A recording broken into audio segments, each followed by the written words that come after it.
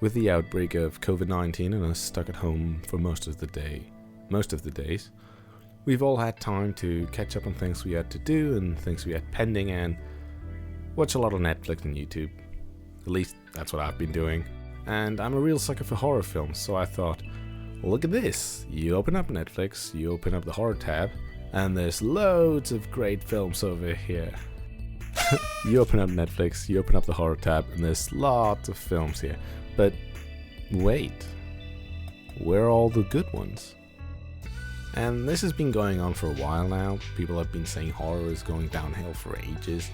But let's take a look to see if that's really the case, because honestly, some really amazing films have come out in the last several years. And I might like to talk about them in some other time, but for now, what gives? How can a film as disgustingly bad as this, filled with a shit ton of cheap jump scares and bad acting, bad writing, and bad everything, frankly, have come out at the same time as this beautiful piece of filmmaking filled with tension, anxiety, genuinely creepy imagery, and lots of care and love for its characters? With curiosity having the best of me, I decided to look up some stuff. So I tried to see if we could find the root of all this, and I thought, let's see what horror kids are growing up with nowadays. See if that has anything to do with this.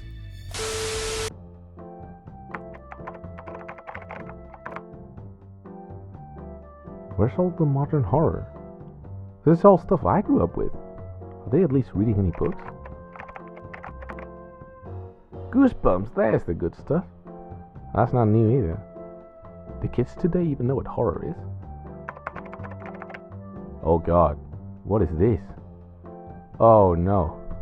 Oh no. Oh my, oh!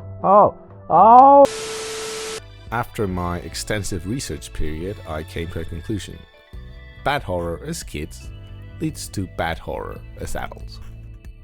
If someone's first interaction with horror are cheap jump scares, as traumatic as they may be, eventually they'll end up thinking that's what horror is all about.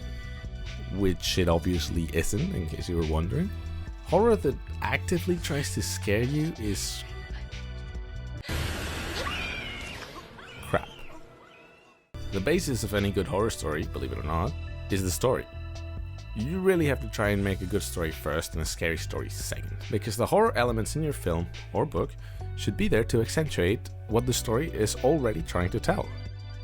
If cheap jump scares are the foundation of your film, all you'll ever have is a Five Nights at Freddy's death compilation.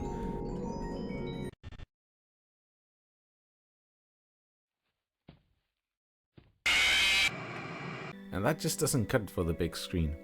And the thing with the jump scares is, they get predictable after a while. Tension is the name of the game, and when you add predictability to the mix, it all goes sour. We've all seen the same patterns come up over and over again.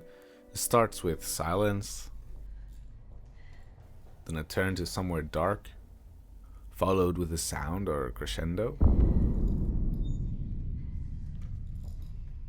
The denial of this jump scare to get our guard down, and then the real jump scare.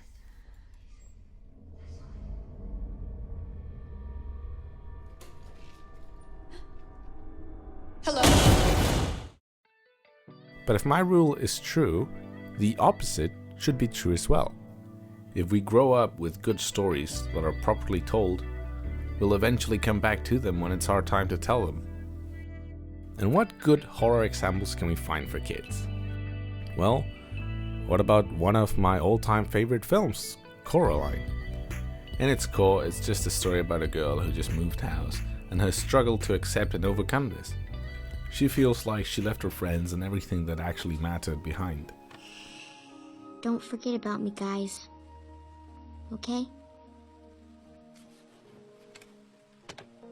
Her parents aren't paying much attention to her as they try to deal with settling in and keeping up with WEG. Hey, Mom!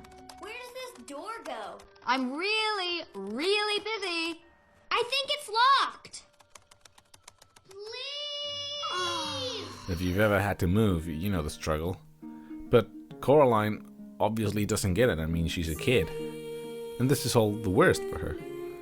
Her new neighbors are a couple of old ladies obsessed with their younger and better days, a lunatic Russian man who owns a jumping mice circus, and of course, Why be?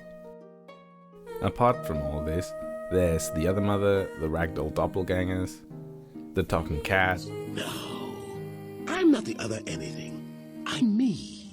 the creepy ghost kids, the buttons for eyes, but all these horror elements have a reason to exist other than simply being scary.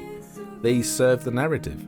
They tell the story of this 11-year-old girl who's bored out of her mind and is being amazed at what her life could be, but falling for a trap, and most importantly, being scared of this and having to be brave.